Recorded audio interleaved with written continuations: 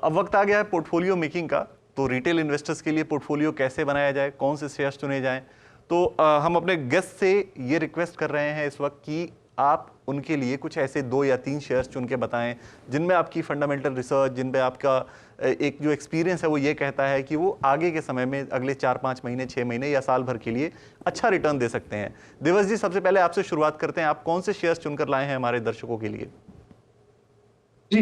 तो जैसे मैंने बताया, इंफ्रास्ट्रक्चर एक ऐसा सेक्टर है, मुझे लगता है कि वहाँ पे काफी इन्वेस्टमेंट हो रहा है, वहाँ पे हमें काफी आगे बढ़त की आशाएं हैं। तो इंफ्रास्ट्रक्चर में जो भारत की सबसे बड़ी कंपनी है वो लार्सन एंड टूब्रो है।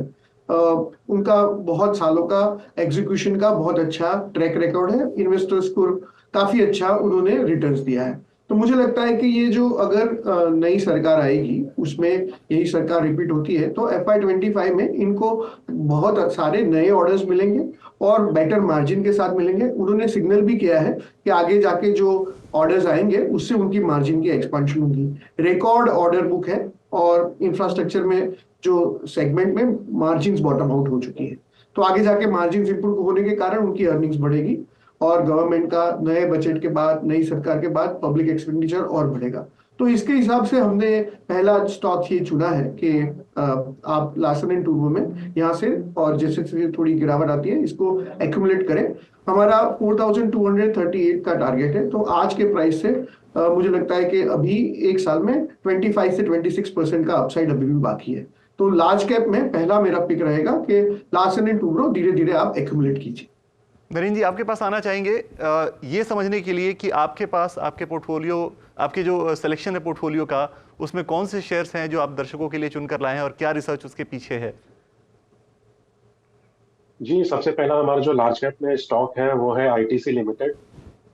जैसा कि आपको और दर्शकों को सबको पता है, आईटीसी काफी बड़ी कंपनी है और काफी डाइवर्सिफाइड कंपनी है। इसका सिगरेट्स में ही नहीं बल्कि कंज्यूमर और एफएमसीजी स्पेस में भी काफी बड़ा कारोबार है। इवन अगर आप रूरल मार्केट की तरफ ध्यान दें तो रूरल में रूरल कंजम्पशन और एग्री से रिलेटेड जो इसका बिजनेस है, प्लस होटल्स का भी जो बिजनेस है वो भी काफी अच्छा है कंपनी का और काफी अच्छा प्रदर्शन कर रहा है। तो एक काफी बड़ी कंपनी जो कि डाइवर्सिफाइड है, ये हमारी पिक रहेगी। इसमें अगर आप एफएमसीजी बिजनेस की बात करें तो हमारा ये मानना है कि जो ओवरऑल जो नेगेटिव्स है वो ऑलरेडी प्राइस्ड इन हो चुके हैं।